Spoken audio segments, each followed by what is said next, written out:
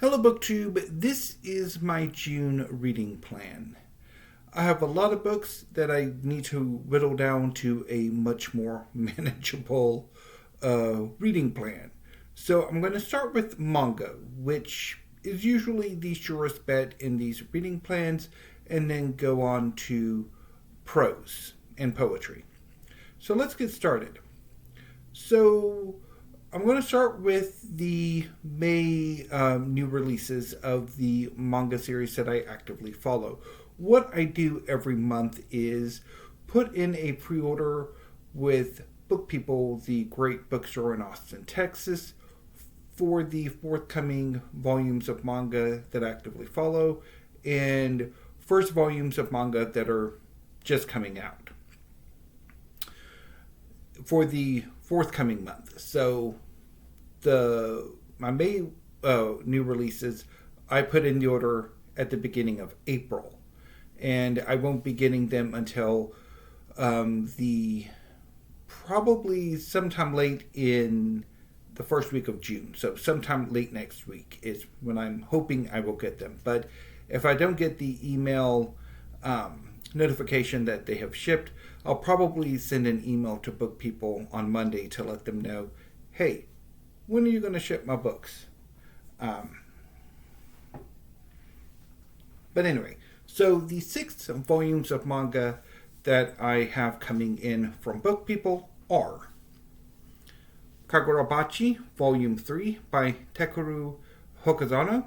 This is a series about a young man named Chihiro whose father was a magical blacksmith. He forged a number of magical swords and was, after a great war, assassinated by a group of evil sorcerers whom Chihiro has sworn bloody revenge against. I've read the first 2 volumes and really enjoyed them, and I'm looking forward to the 3rd volume. The other volumes I'm picking up are Dark Gathering, Volume 13 by Kenichi Kondo. This is the story of a young man named Kaitaro who can sense the supernatural and is attractive to the supernatural. After an unfortunate incident involving himself and his friend Aiko, Kaitaro went into seclusion. However, with Aiko's help and his family's help, Kaitaro has come out of seclusion and has re-entered the world. And to help him with that, he's taken on the role of a tutor for Aiko's young cousin Yayoi, who can see the supernatural, and has set about exploring haunted places and violently kicking the ghosts' butts and conscripting them into her army so that she can fight a monstrous embryonic supernatural entity that kidnapped the spirit of her mother the year before the series begins. I'm also ordering Frieren Beyond Journey's End, Volume 13 by Kanehito Yamada and Tsukasa Abe. This is a traditional fantasy series about an elven mage named Frieren who, decades before the beginning of this series, was part of a party of adventurers who brought about the downfall of the Demon King. After this event, Frieren went on a journey by herself, but in this series she has taken on 2 companions, the adoptive children of 2 of her former companions. And I've really enjoyed this series so far. So this should be... yeah. Also, Sakamoto Days, Volume 17 by Yuto Suzuki. Sakamoto Days is about a ex-hitman named Taro Sakamoto who fell in love and opened a convenience store. However, the assassination world is not quite done with him, and Sakamoto has to deal with a lot of zany assassination hijinks and to keep them away from his family.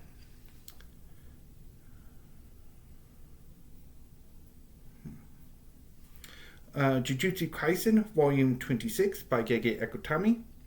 Jujutsu Kaisen is one of the current crop of a popular manga series that recently ended its run last year, and the final volumes are coming out this year. And I think the final volume will actually be released early next year, if my guess is correct. It's about a young man named Yuji Itadori who was part of his school's occult club, and they found a cursed object, the rotten finger of an evil sorcerer named Sukuna. This object attracted a cursed spirit, and it attacked the club, and a young Jujutsu sorcerer named... I'm blanking on his name, and I'm annoyed about that. Sort of intervened, and Yuji helped him. And to further help defeat the cursed spirit, Yuji ate the finger of Sukuna and was possessed by him. And Gojo, an experienced Jujutsu sorcerer, then subdued Sukuna, and a deal was struck in which Yuji would be allowed to live so long as he finished eating the rest of Sukuna's fingers. And there's 19 more to go because he had multiple arms. More than 2. I think he had like 4. So this volume sees the beginning of the final battles with Sukuna and another evil sorcerer named Kinjaku. And finally, the 7th and final volume of Tokyo Babylon by Clamp. This is a series set in the early 1990s and was published in the early 1990s about a young onmyoju named Subaru Sumeragi, who's the premier exorcist in Japan. He is being courted by an older veterinarian named Saishiro, and he's basically, his day-to-day needs is taken care of by his twin sister Hokuto, who gently sort of supports Saishiro's courting. And there's a number of exorcism cases that Subaru has to deal with over the course of the series. All the while, his relationship with Saishiro plays off in the background until things go to hell in a handbasket, which happens in this final volume. And it's being released by Yen Press, so I'm wondering if some of the rest of Clamp's work will be released by Yen in the future. Anyway, so those are the new releases that I'm hoping come in at the end of this coming week. And I will hopefully be able to read them on Saturday of next week. So the first Saturday of June. Moving on to other manga I would like to get to. I've mentioned a few times recently that I'm feeling a call back to Alice in Borderland by Hiro Aso. I'd originally planned on reading Alice in Borderland in April. Over the course of this year, I decided to reread manga series that I've completed. And unfortunately, in late March and early April, I got burnt out on manga. I've been reading a huge amount, and it did take a toll, but I'm feeling a bit more enthusiastic about reading manga again and really looking forward to returning to Alice in Borderland, which is a play off of Alice's Adventures in Wonderland in a post-apocalyptic Tokyo where a young man named Erosu and his friends have been transported and must play life and death games in order to stay alive. So, really looking forward to returning to Alice in Borderland. I would also like to continue with Twin Star Exorcists by Yoshiaki Tsukino, starting with Volume 10. Twin Star Exorcists is about two prodigy exorcists named Rokuro and Binyo who are told that they are the prophesied Twin Star Exorcists who are fated to have a child that will be a super exorcist and will bring about the end of the 1,000-year war between the exorcists and a species of demon called Kigare. I'm not entirely happy with my reading experiences with this series. I like it, but it's just, I don't know. And it's around these volumes 10, 11, and 12 that I have some issues with. So hopefully I will read them this month or next month or sometime soon, and we'll conquer whatever this hang-up is. I also would like to read some more One Piece by Eiichiro Oda, starting with volume 34. One Piece is one of the most popular manga series ever. It's about a young man named Monkey D. Luffy who aspires to be king of the pirates. And he goes on adventures building a crew and making a name for himself. But the first thing I will be reading in June is the first volume of Steel Ball Run by Hirohiko Araki. It is part of JoJo's Bizarre Adventure. This is the 7th part. This is about, it's basically a reboot of the JoJo universe. And features the first JoJo, who in this reality is a jockey participating in a cross-country race from, I think, San Francisco to New York City in the late 19th century. And there's a whole slew of quirky, superpowered allies and enemies with stand abilities, which is the JoJo term for superpowers. Really looking forward to it.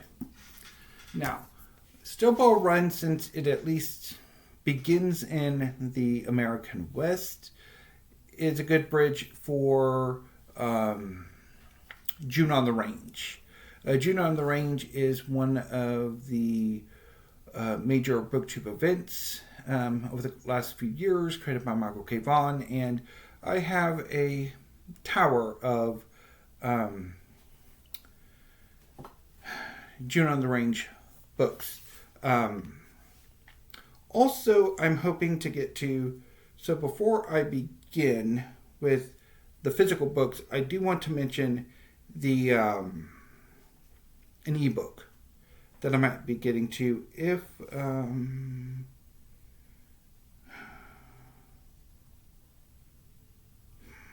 my tablet wants to cooperate, which it does not want to do. So let's get the physical books first, and then I'll return to the ebook. So the 3 novels in physical form I have are will be Bell Redemptions. I have tried all of these and have not had much success. Starting with Lonesome Dove by Larry McMurtry. This is a novel set in the deep south of Texas, and the main characters are 2 former Texas Rangers, McCrane Call,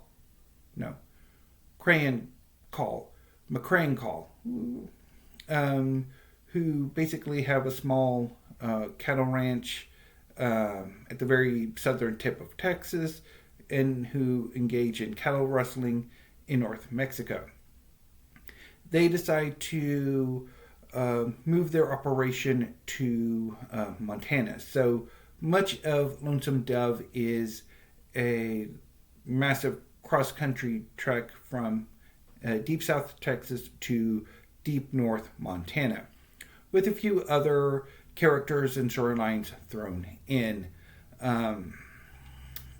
So I'm thinking about giving this a 3rd reading attempt. Also on the docket is Riders of the Purple Sage by Zane Grey, which I tried last year for June on the Range. And Flint by Louis Lamar, which I also attempted last year for June on the Range, and is about a retired outlaw gunman who's returned to his old stomping grounds to die, and helping a young heiress fend off some speculators who are after her land. Also, I'm thinking about some history, one of which would be a reread of Dreams of El Dorado by H.W. Brands. Or I could do Lone Star Nation by H.W. Brands, and this is about the Texas Revolution and the years of the Texas Republic before it joined the United States.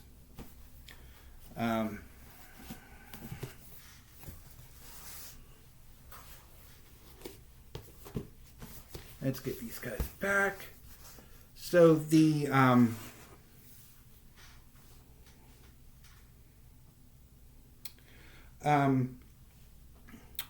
ebook I would be reading is I Travel by Night and Last Train from Perdition by Robert McCammon. It's a weird Western about a lawman who, in the Old West, who's become a vampire or something like that. So I will try to get to that as well.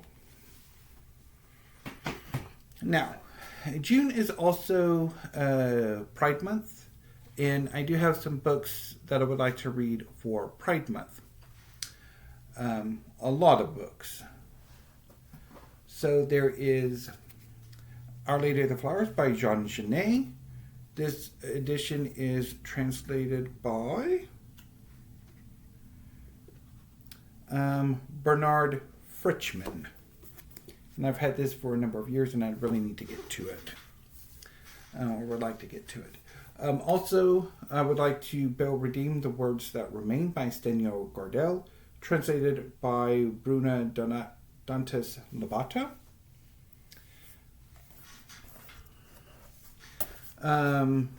Brickmakers by Selva Almada, translated by Annie McDermott. I've also thought about reading this for Misery May, which is a booktube event in May in which people read miserable novels, and the theme for this month or this year was Misery Around the World. This is about two feuding families and sons of those families that fall in love, and it ends terribly. And The Words That Remain is about an elderly man who's just learning to read, who, when he was younger, had a deep love for the son of a neighboring farm or ranch, and it ended terribly as well. Also, The Recent East by Thomas Grattan. This is about a family returning to East Germany after the fall of the Berlin Wall, and the son of the family is gay. The Swimming Pool Library by Alan Hollinghurst. This is a novel before AIDS in which a wealthy young man tries to find something to do with his life and saves the life of an elderly gay aristocrat. And the aristocrat's solution to our main character's lack of occupation is to write his biography, although there are ulterior motives involved. I would like to, after 20 years, finally reread A Home at the End of the World by Michael Cunningham. This is about two young men who fall in love, or one of the two main characters is gay and is in love with his best friend who is straight, and goes into the restaurant business with the other main character's mother, and then moves to New York and gets involved with the other main character's female best friend. And it ends miserably as well, if I remember. Normally in some of these reading plans, I like to do fiction, poetry, and drama. And so I was thinking about doing that for this for Pride Month. So I might read a play from Forbidden Acts, edited by Ben Hodges, although I don't know exactly which one I would do. And I really would like to reread Queer Nature, edited by Michael Walsh. This is an anthology of nature poems by queer poets. Now, moving on to Historathon, I have a lot of books for this as well. I just recently picked up Embers of the Hands by Eleanor Barraclough. This is about the Vikings and a look at the Vikings away from their raiding and pillaging. I've been wanting to read something about Venice Forever, so I'm thinking maybe City of Fortune by Roger Crowley. There is From Genghis Khan to Tamerlane by Peter Jackson. This is about the Mongols. I tried it last year and didn't have much success with it, so maybe it could do with Bell Redemption. And I'm sorely tempted to read the two big books on the Renaissance that I recently picked up. Inventing the Renaissance by Ada Palmer, and the mammoth, The World at First Light by Bernd Rueck, translated by Patrick Baker. So these two would both be for Historathon, but also for Big Book Summer, which is a booktube event that I've just heard about. So this is a massive amount of books, and I don't read that fast. Manga and poetry I can read fairly fast, but prose and certainly nonfiction takes me a little bit more time, so I cannot do all of this in June. So let's start to whittle things down. So I am for sure going to read the first volume of Still Ball Run June 1st. That is a definite. But I will have that afternoon free. And I'm thinking of doing Alice in Borderland the second weekend, starting the second weekend of June through that work week. I think will be doable. And if everything goes according to plan, I should get the first or the May releases in time to read them this coming Saturday. Not tomorrow, but the following Saturday. Should be doable. So I'm not entirely sure if I'll be able to get to One Piece or Twin Star Exorcists. We'll hold off on making any definite announcements about them. I for sure want to read Queer Nature. So I think what I could do is maybe the first part of this coming work week, I can get to Queer Nature.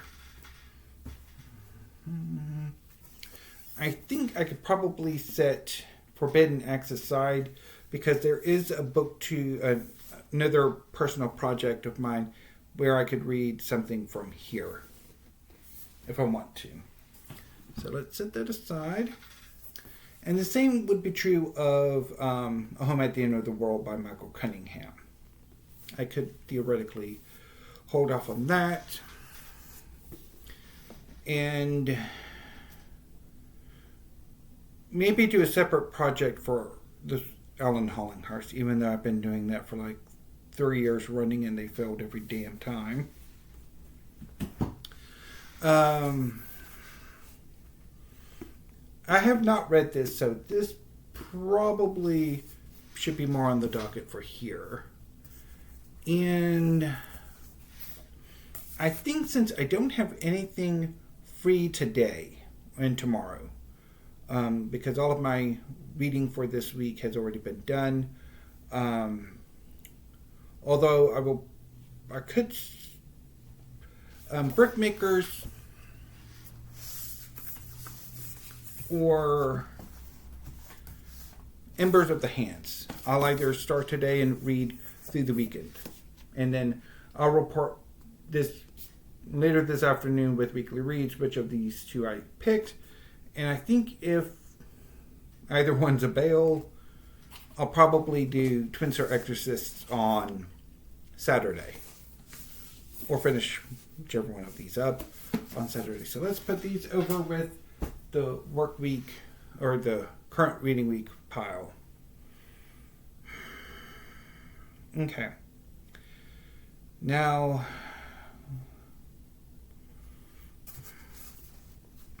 so if I do Lonesome Dove, I think this will be the only Western I get to. Except for, I will try the McCammon. So I think I could do that.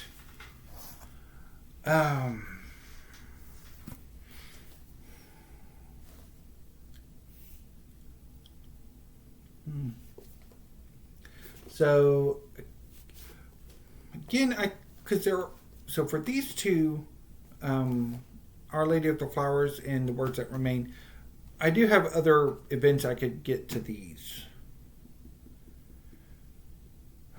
So maybe I could do that. Okay. What do I do about those two?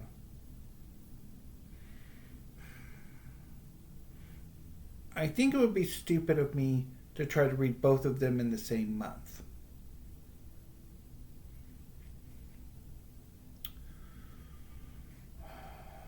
But if I read this, I really wouldn't be able to get to them either. So maybe... No. But I don't want to hold off until March of the Mammoths, because by that point I might not necessarily be all that enthusiastic about it.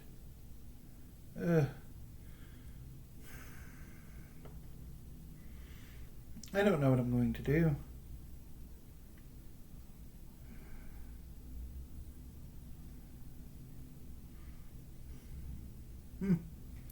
Okay. Well, this plan's already going to hell in a handbasket, and it's even in June yet.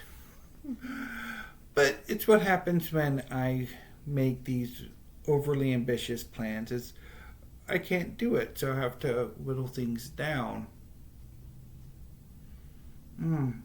But I will, of course, report over the course of Weekly Reads exactly what I eventually do choose to read. But until then, BookTube, I will see you later this afternoon with Weekly Reads. So until then, thank you, have a great afternoon, and stay safe.